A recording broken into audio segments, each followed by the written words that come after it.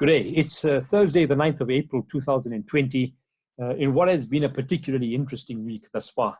We've seen some shifts in terms of market movements. We've seen some decisions taken by governments around the world in terms of what the potential might look like post a lockdown type of environment in various economies around the world. I want to use the session with you today to really talk about how businesses and organizations navigate the next few weeks and arguably the future of their business operations as a result and as a consequence of some of the challenges that we've seen with COVID-19. And so I'm going to frame the session with you in two very distinct areas. What I've called the now, which effectively is what are some of the immediate term decisions that we need to take, actions and priorities that we need to focus on, and what type of leadership do we need to be able to have to navigate the immediate term. What do we mean by the immediate term in a COVID-19 type of world? Well, I'm going to argue that the immediate term in a COVID-19 world is really what the next month, what the next week, and perhaps what the next 90 days might look like. And then I also want to spend some time really getting us to think about what type of choices do we take in terms of the next. What does it mean in terms of how our organizations proactively adapt to a very different context in this COVID-19 world and beyond? The argument I'm going to make in this discussion is that the now and the next actually have to run in parallel with each other. And so it's important to be able to have both processes running at the same time. I want to start perhaps with a bit of work that I've done in terms of really looking at the type of world we've entered into. Without a doubt, and I'm sure you'll all agree with me, that we've entered a highly disruptive, discontinuous world with an accelerated way in which we're using digital technology. And fortunately or unfortunately, the last 6 to 8 weeks will continue to have a dramatic impact on every facet of our society. It will have an impact in terms of the way governments take decisions. It will have an impact in terms of the way we connect with friends and colleagues over the next few weeks and perhaps beyond that. It will have an impact in terms of how organizations operate and the type of business models that they employ. It will have an impact in terms of communication channels and ways of work. And what's important for all of us is really to think about the type of choices that we take in the current context, because the choices we take to a large extent inform the type of outlook that we perhaps can see and the way we emerge from an environment like this here. It's always important to be able to do some sense making. And in doing sense making, we arm ourselves with a better picture in terms of what is the type of outlook that we see as a consequence of where this year has started for us. Sense making also gives us the ability to be able to get a mental picture, to be able to ask the question, what type of canvas are we painting on for the rest of this year? And if we understand and appreciate the type of canvas that we're painting on, we have a better sense in terms of the type of colors we want to paint on that canvas. To translate that into the business world, we have a better sense in terms of what the environment might look like. And then we can take the right type of choices, arguably, to be able to respond to that environment. I'm mindful of the fact that we're in a world of heightened uncertainty with lots of complexity and ambiguity, a volatile world that's often referred to as a VUCA world. But it's important that we take some action to be able to navigate this VUCA world, because unfortunately there is no exit clause. And so in front of you, you'll probably see 4 very distinct areas. I've used a strategy tool that you're all familiar with called the pest analysis. There are obviously elements of legal and environment that come into this, but I want to quickly just give you a sense of some of the sense making that I've done. And obviously done quite a bit of work in detail in each one of these areas. But I want to maybe start with the sense making in brief and spend more time in terms of the now and the next, which is the basis of this discussion here. If we make sense of what's happening around us, we start to realize that some of the decisions, some of the actions, some of the consequences of the last 4 to 8 weeks will have a longer term impact in terms of the political environment, a change in terms of how political actors engage and interact with each other, the posture of countries, the way in which countries engage in terms of trade and investment negotiations. And so you'll see that I've argued that we'll see a shift in terms of global and regional hegemony. We perhaps will see new forms of globalization emerging. We also, I think, are going to see increased levels of state intervention based on some of the decisions taken as a result of COVID-19. And then I think we're going to see increasing levels of nationalism as states start to vie for allocation of resources and the ability to shore up some of those resources for their own domestic economies. Number two, this year is going to be penetrated with lots of challenges in terms of the economic context. A lot of the numbers coming out at the moment from some of the leading global bodies are economic growth, dependent on which country you're in, of between -4% to -7%. We're also starting to see a lot of supply and demand shocks as countries grapple with some of the health and consequential challenges of COVID-19. We're starting to see the difficulty to be able to get a steady supply chain that often we were reliant on and dependent on. And then we're also going to see a deep impact in certain sectors. We've seen the grounding of airlines around the world, something that we took for granted. I traveled a lot for a good period of my life. And in my career, whenever I traveled, it was always heartening to walk into an airport in any part of the world and see the amount of airplanes that were coming in. I've often got onto airports where you would actually have to navigate many different electronic boards to actually find the flight that you were going onto. And so it gives you a sense of how all of that has really come to a halt. Tourism has come to a halt. I'm sure many of you are perhaps going on holidays now during the Easter break. And unfortunately, many of those plans have to be curtailed. And so tourism will have a big impact. We'll also start to see the impact in other sectors, like aviation, like entertainment, the automotive sector, the real estate sector, the broader retail sector. But what I do find will often emerge from an environment like this, which I'll talk in the next, is really the advent of new business models. Because the argument I often use is that agility and adaptability are fundamental tenets of disruption. And so our responsibility as business leaders, as economic actors, as political leaders, as civil society leaders, is to be able to say that if the environment changes, how do we change some of the decisions we take so that we have an ability to adapt to this changing context? The third one you see in front of you is around social. That we're going to see this cognitive rewiring of human behavior, the way we buy goods and services, the way we connect and interact with each other, the type of work structures that we find ourselves in. And the argument for me is that we're also going to see an increased relevance of some of the social and emotional skills, what we often call human-only skills. It's not going to be the rise of digital only. In fact, I think it's going to be an acceleration of this nexus between the digital and social sciences. And then finally, it's really this adoption of technology that we've seen accelerated. I'm sure you've all been on sessions, on online calls, where individuals who never really wanted to use digital technology are all of a sudden adopting it. We've had a number of calls in my extended family network with friends where we've actually had engagements on online platforms. And it's been phenomenal to be able to see the acceleration of digital adoption. I think it's going to shift the way we work. I think it's going to accelerate the digital enablement in organizations. But I think it's also going to result in digital-only businesses.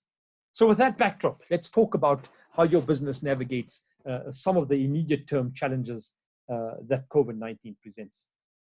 I've titled this Now, because I think it's important for businesses to be able to have a razor focus in terms of understanding and appreciating some of the impacts that you've faced in the last 3 to 4 weeks and potentially mapping out what those impacts might be over the next 2 to 3 months.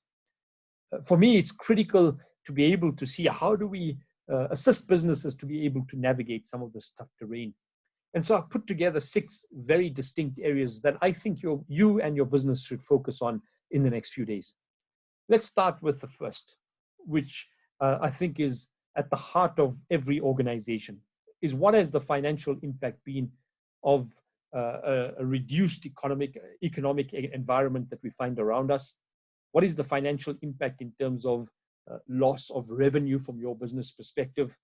And so I think the first thing that all of us have to focus on in the business environment is really what is the financial impact.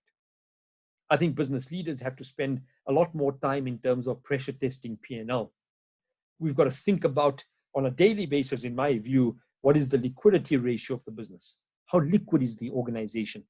When we've got reduced incoming receipts, but we've got significant outflow in terms of fixed capital costs, expenses that the business faces, everything from rental to real estate, to human capital, to fixed term expenses that we've really always got to pressure test this liquidity model, because cash, unfortunately, is required to be able to manage an environment where we've got reduced income and increased expenses. For me, it's also about then saying, where can we reduce some of the costs in the immediate term? How can we enhance efficiencies in my business unit? How can we enhance efficiencies across the broad chain of the organization? And so part of this is to zoom in on all aspects of your organization, from capital expenditure. Perhaps you need to rethink some of the capital expenditure that you had earmarked for the year ahead. We've got to think about some of the working capital needs that we have, and then really start to look at, if we have a shortfall, where do we reach out? Is there opportunities amongst financial services organizations that we can reach out to from a bridge perspective? There are many funds that government and some economic actors have put out there. Can we apply for some of these funds for relief in terms of some of the short-term immediate liquidity challenges that the business faces? So in effect, really hone in on some of the expenses, some of the challenges, some of the aspects of your financial ratios that we often utilize in business, and really start to see, one, how do we enhance efficiencies? How do we manage some of the costs? How do we pressure test the liquidity? How do we continuously look at the P&L of the organization? So that's the first, is the financial impact. Adjunct to that is the human capital. It's the people that empower our organizations. It's the people that allow us to do what we do as organizations, as businesses, as NGOs, as government departments. One of the consequences of COVID-19, unfortunately, is that many people, many organizations have had to adopt a new way of working. And so part of this is being able to put the requisite policies, the measures, to be able to align to this new way of working, new model.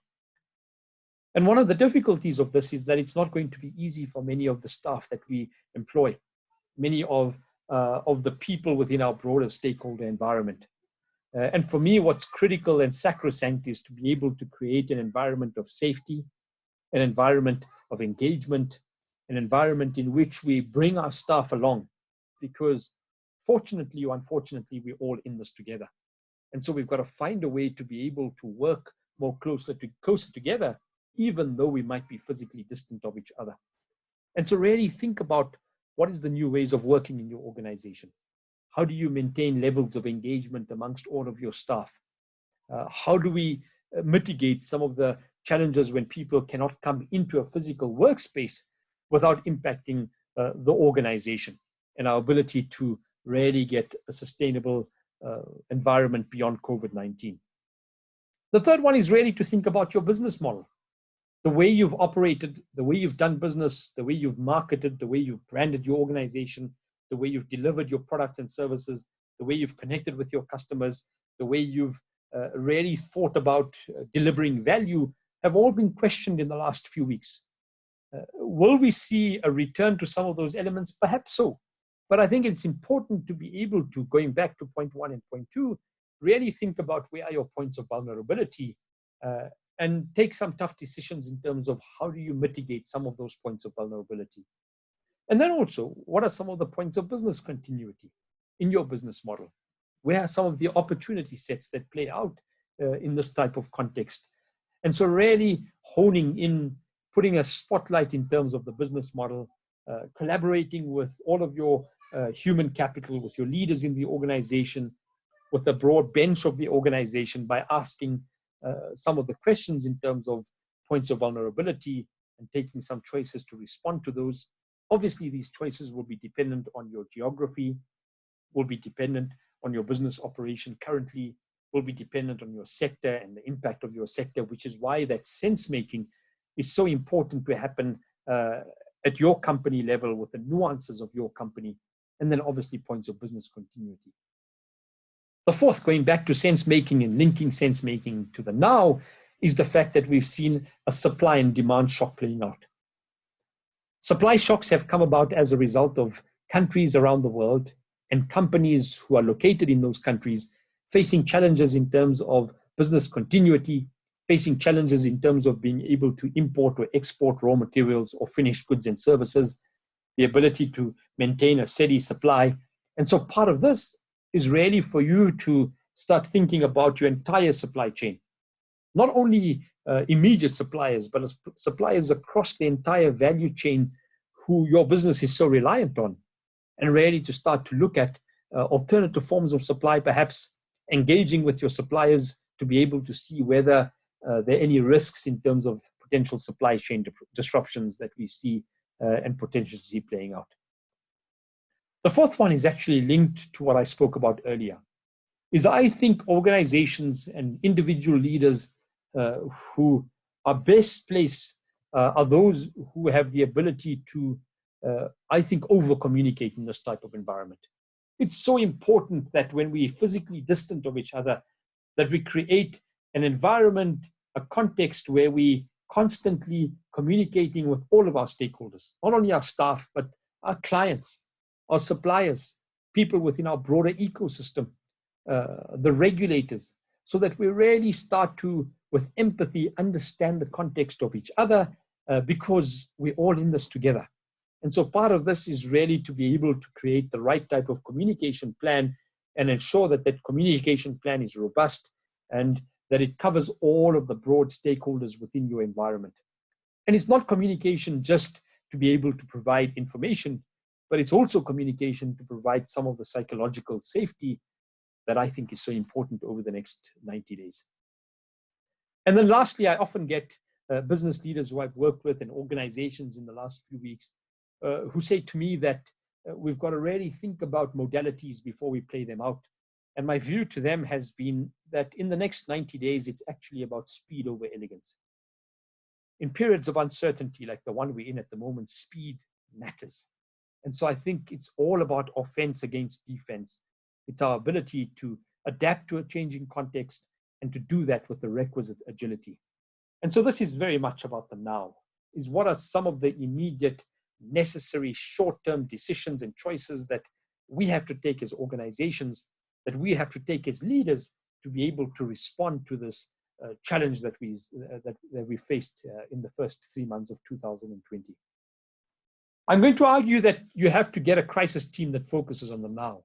People who are really ready to be able to grapple with all of these challenges and to be able to regularly communicate with the team of leaders that are dealing with each one of these elements. And strategy, unfortunately or fortunately, is a series of interrelated choices. So everything from your financial impact to the human capital element, to the repositioning of your business model, to focusing on your supply chain elements, to looking at the communication plan that you put together, and the speed at which you do this are all interconnected. And so the overarching layer to all of this here is to be able to have constant engagement amongst your senior leadership team so that we're all aware, understanding, and appreciative of how we're collectively going to navigate this. I'm going to argue that you must take the now and actually couple that with the next, and that these two have to actually run on the same highway at the same time and arguably in the same speed. The next is really arguing that if we can patch up some of the challenges that we face in the now, we also have to be ready for what the next might look like for us as individuals, for the business unit that we work for the organization that we are part of. And if we can really spend some time taking some right decisions in terms of the now and the next, we arguably can play a much more important contributory role to the countries that we're operating in. And so I've looked at 6 very important levers in terms of the next. The one is something that I often say is so important in times of deep crisis. When we don't have any of the answers, when there isn't a playbook that we can go to, where Google can't give us the information that we require, where we can't go to previous research or hindsight or somebody with all of the insight to be able to assist us to navigate this, we've really got to look at some plausible scenarios. What is the best case scenario in terms of what COVID-19 could mean for your organization and potentially for the future of your organization? What is the worst case scenario? And what perhaps is the middle road? And there's some great tools to be able to map out some of these plausible scenarios, because we then can take decisions in each one of those scenarios, and it makes it a lot more easier for us to navigate some of these immediate but also longer term challenges. The second one I've spoken about earlier is this concept of adaptability and agility. And I'm going to counteract that, or at least augment that, with a strategy concept that I often use called proactive adaptation. I think businesses who are proactive in terms of how they adapt are going to be a lot more, are going to find it a lot more easier to be able to navigate the now and even the next. So really, I think the important thing around this here is to spend a lot of time in terms of strategy and looking at, can we reimagine our business model? That if the canvas has changed, if the environment has shifted, so too must the colors that we paint on that canvas, so too must the strategy choices we take to be able to operate in an entirely new business environment. And so I think you've got to really take some tough choices in terms of reimagining your business model, reimagining the ways in which you deliver value. And then the third point is aligning the people element to this proactive adaptation, to this reimagined business model, or reimagined way of operating, or reimagined way of delivering value. And so effectively gearing up your workforce to this new normal. I think what COVID-19 has done for all of us is that it's accelerated our ability to adopt to a changing way of work. Utilize this opportunity. It's fantastic. It gives us a great way to be able to say, what kind of training do we need? What is the expertise that we need in our organization? What kind of capability do we need to have? How do we empower our teams, our staff, to be able to operate in an entirely new normal? The next one, which is something I've spent a lot of time with organizations in the last few weeks in navigating this crisis, is that you've got to take some strategic choices. And once again, you've got to take those choices being mindful of the type of scenarios that you've played out, the concept of reimagining your business model or the ways in which you deliver value, creating the right type of capability from a human capital perspective. You've got to take some choices in terms of your business. These choices must look at your environment, your client, the augmented business model, the scenarios that we put together. But very importantly, these choices must permeate across the entire value chain of your organization. I often say to teams that I work with in the strategy realm that strategy is not about decisions taken by 15 to 20 people in the organization, but it's how those decisions impact every part of your business, how these decisions impact the entire value chain of the organization. So if you take some strategy choices based on a shifting environment, how do those strategy choices impact the finance function? How do they impact the human capital function? How do they impact the technology function? How do they impact operations or sales or after sales or customer service? And how do you infuse the strategy choices that you've taken across the entire value chain of the organization? In effect, how do you really shift the DNA of your organization? And how do you then create the capability set to be able to operate in this new context, which is what I spoke about on the people element. The fifth one I'm going to argue, in an area that I do a lot of work in, is that I don't think there's ever been a better time to be able to amplify innovation in your organization. I often say that if strategy is the map, innovation is the fuel that we have to put into the motor vehicle for the car to drive to that chosen destination that you put together. And so part of this is that I think this is a unique opportunity to be able to leverage the entire organizational bench strength that you have. Engage all of your staff to be able to contribute to the innovation capability, to contribute to this concept of proactive adaptation, to be able to guide you together in navigating the organization through a difficult period. And so part of this is to be able to think about how do we think differently? How do we act differently? What can we do to be able to create an entirely new DNA within our organization? I also often say that innovation is not only an insular approach. We have to engage with our broader ecosystem. Who better to innovate and co-create with you than your clients? Engage with them. Be mindful of what's happened in the last few weeks and the difficulty that all of us face in the current context. And finally, on this element of the next, I think it's this ability to develop and enhance what I call absorptive capacity. And I think we've got to spend a lot more time in terms of thinking about enhancing absorptive capacity. What do I mean by this? I'm sure you'll agree with me that there's an oversupply of information coming at us. Everything from social media to WhatsApp groups to people with insight and information. And it's an overload of information. What's important for organizations and for individuals is to think about how do we take all of this information in, or actually how do we take the right type of information in, especially in a fake news world? How do we categorize it? And how do we determine what type of information is relevant for us as individuals and organizations? And then finally, and perhaps most importantly, I think you have to be ruthless on execution. In that speed is so important, agility is so important in terms of how organizations bring together the now and the next. So in summary, in terms of some of the elements I've covered today, is really for you, for your organization to think about, one, making sense of what COVID-19 has meant in your geography, in your sector, for your organization, for the people who work for your organization, and for your broader stakeholder environment and the society in which you're operating in. The second one is then to be able to really look at the now and some of the elements that I've covered in the now, and at the same time to be able to empower teams to be able to look at the next. And I think the now and the next are mutually coordinated. They have to work in sync with each other. And they've got to do this with the requisite speed so that we can get organizations who can come out of a crisis like this here. I've spent a lot of the last month, albeit in an online context, really working with different individuals and organizations around the world in terms of deepening some of the elements of the now and the next, really thinking about them specific to their context, to their environment, to the type of decisions that they've taken, and then helping organizations to be able to navigate how do they take some of these decisions in terms of where they are.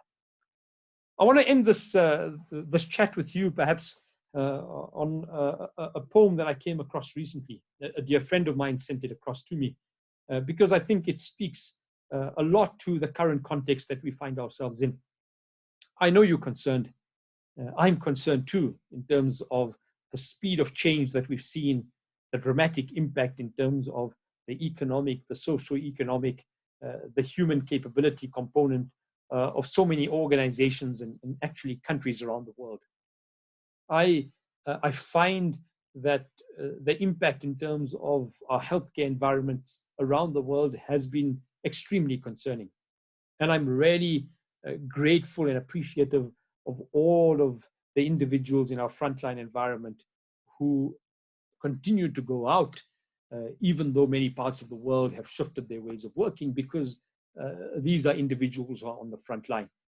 And so I want to end with this poem for all of us who's watching this session here.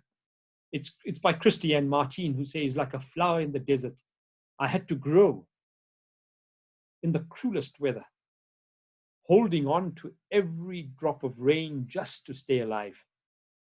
But it's not enough to survive. I want to bloom beneath the blazing sun and show you all of the colors that live inside of me. I want you to see what I can become. And I want to end this discussion by saying that I think we will get out of COVID-19. I think we'll be able to demonstrate all of those beautiful colors. And I'd love to post-COVID-19, create a session where we actually find ways in which we can look at the positive implications over the next few years in terms of how do we as individuals and organizations enhance our contribution to the societies that we live in. Thank you for spending some time with me, and I look forward to our next interaction. Thank you very much.